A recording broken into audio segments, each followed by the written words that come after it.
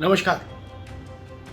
उदयनिधि स्टालिन और उसके बाद मल्लिकार्जुन खड़गे के बेटे प्रियांक खड़गे, इन दोनों ने सनातन के खिलाफ मोर्चा खोला तो इन दोनों के खिलाफ मुकदमों की बाढ़ आ गई, एफआईआर की बाढ़ आ गई देश में। और सबसे पहली एफआईआर दर्ज हुई उत्तर प्रदेश के रामपुर शहर में। अब मुकदमा दर्ज हुआ है, कहा गया है कि भाई इन्होंने सनातन धर्मावलंबियों की भावनाओं को आहत किया है, उनकी आस्था को ठेस पहुंचाई है, इसलिए इनके खिलाफ कानूनी कार्रवाई की जाए। राजनीति में मुकदमा दर्ज हो जाना कोई बहुत बड़ी चीज नहीं होती, सामान्य तौर पर होता रहता है। और जो नेता हैं वो अभ्यस्त भी होते हैं मुकदमों के लिए। लेकिन कल जिस तरह से इस मसले पर खुद प्रधानमंत्री नरेंद्र मोदी ने अपने मंत्रिमंडल के सहयोगियों से कहा कि उदयनिधि ने जो कहा है सनातन के विरुद्ध, उसका उत्तर दिया जाना चाहिए, तर्कों के साथ उत्तर दिया जाना चाहिए, आक्रामक उत्तर होना चाहिए। यहां से बात बड़ी हो जाती है। एफआईआर से बात उतनी बड़ी नहीं होती जो रामपुर में हो गई या देश के अन्य इलाकों में हो रही है, मध्य प्रदेश में भी हुई है। बात बड़ी हो जाती है प्रधानमंत्री के इस कथन के बाद। इस बात से साफ हो गया प्रधानमंत्री के इंटर में हस्तक्षेप के बाद कि अब यह मुद्दा, सनातन का मुद्दा, लंबा चलेगा। भारतीय जनता पार्टी और उसके आनुषंगिक सहयोगी संगठन या यूं कहिए बृहत्तर संघ परिवार इस मुद्दे पर कोई रियायत देने को तैयार नहीं है विपक्ष को। पूरे भारत भर में इस मुद्दे को एक बड़े मुद्दे के तौर पर स्थापित करने की कोशिश भी रही, क्योंकि प्रधानमंत्री अगर ये कह रहे हैं अपने सहयोगियों से, अपने साथियों से कि इस मुद्दे पर आक्रामक उत्तर दीजिए, तर्कों के साथ, तथ्यों के साथ हमला बोलिए, जो उदयनिधि ने कहा है उस पर, तो इसका मतलब है, इसके पीछे एक रणनीति है।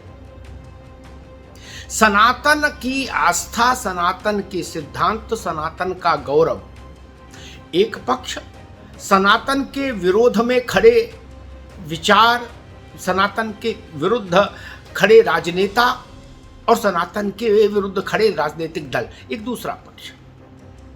चुनाव तक इन दोनों पक्षों में संघर्ष दिखता है और यही संघर्ष चुनाव को प्रभावित करेगा।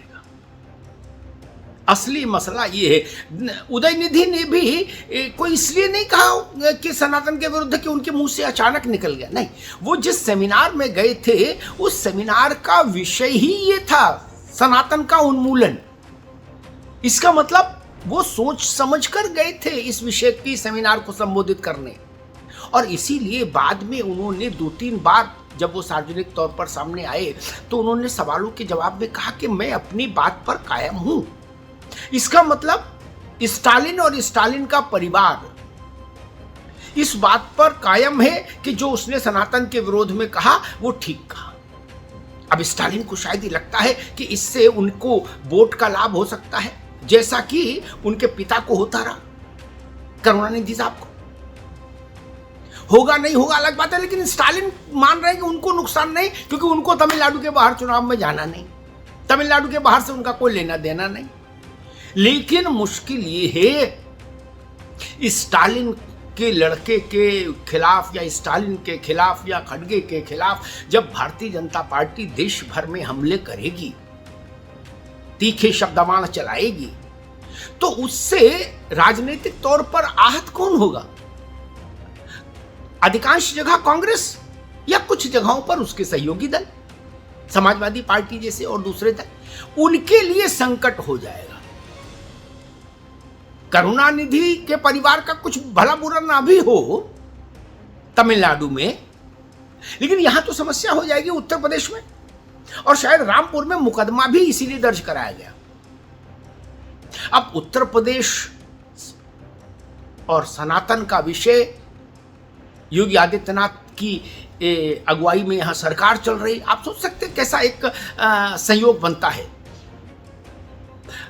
प्रभावशाली धारदार सहयोग उस लड़ाई के लिए।